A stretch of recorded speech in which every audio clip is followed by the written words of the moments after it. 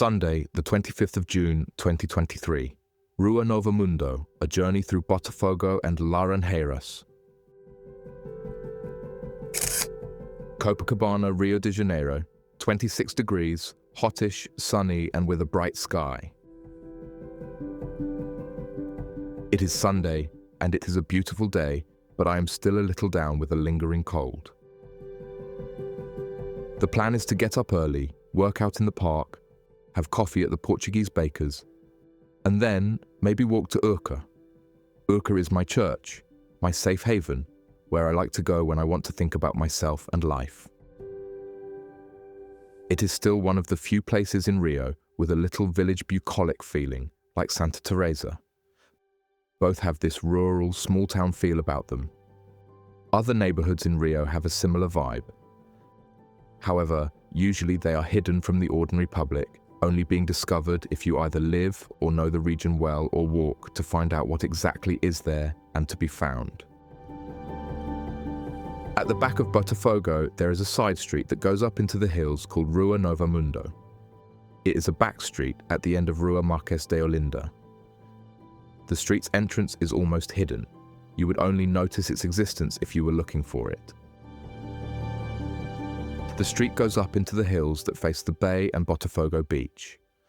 The higher you go up, the more rural and small-town vibe it becomes. Only the stunning view of the bay and Niterói on the other side reminds you that you are in Rio de Janeiro.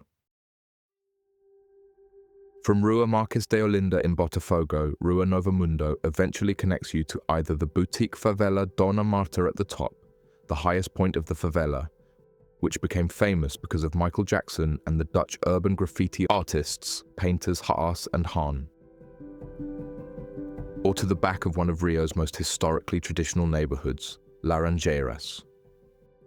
It is considered a neighborhood in Rio with a royal background, where the palace was built and aristocracy lived when Brazil officially had a royal family and was the capital of Brazil.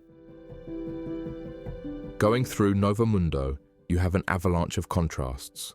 Old houses built more than 100 years ago, and the new, wealthy, architecturally designed residences that face out over the cliff of the hill so that their owners can see and enjoy the views of the bay from almost anywhere inside. There are a lot of old houses in not such good condition at the beginning of Nova Mundo, just as you are beginning to go up.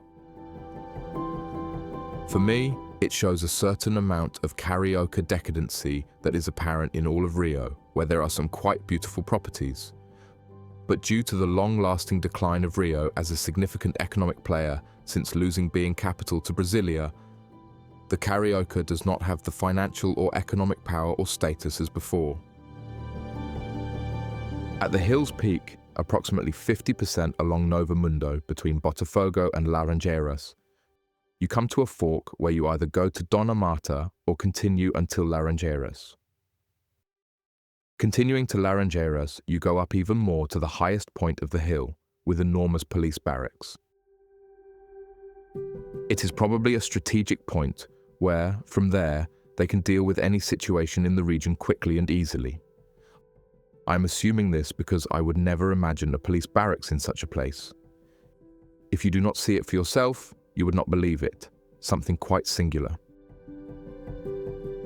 When you pass the police barracks and descend towards Laranjeiras, you are going down into the back part of Laranjeiras. There are beautiful, small, narrow side streets that are difficult for cars to pass. Lining the streets are lovely, quaint, pastel-colored old townhouses that hide a rabbit warren of space behind their facades. Many of the tiny colored houses and some 3-storied residential buildings remind me of Ocean Drive in Miami. Following the main little street that descends, there are some small quirky botequins where you can eat and drink to the silence of a car passing now and again, the rustle of the trees if there is a breeze, and just this. Again, it is a hidden gem from the rest of the population of Rio. Very few people know it exists. I have taken this route by bicycle many times, and it is a pleasure to make a round trip to Botafogo, Laranjeiras, and back to Botafogo. You either do it by bike or foot.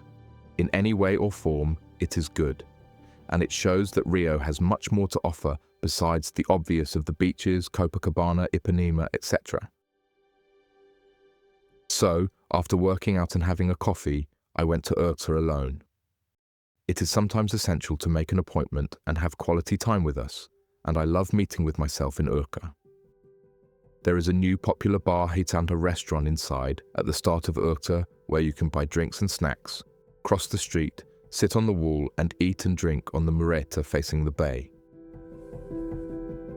I like to purchase a glass of dry red wine and sit on the wall, the mureta, and think about life, what I have done and what must be done.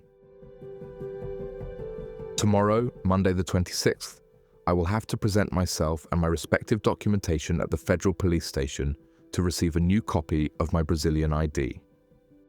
I am a little apprehensive as it is Brazil, and as a foreigner, there are factors out of my control. Sometimes it depends on the willingness of the people working there that day and their mood. Let's hope everything goes to plan and there are no hiccups. I got home at about midday and Yasmin and Nalva were up. Nalva cooked a very nice late lunch. I washed the dishes and cleaned the kitchen so everything would be good for Monday to start the week well. I finished some design work on the computer and later watched a film before trying to go to bed early, but it was useless as I could not relax in anticipation of the next day at the federal police. In bed by 10 p.m. Thank you. Thanks for reading my blog. Check out my other posts and share your thoughts in the comments. Richard.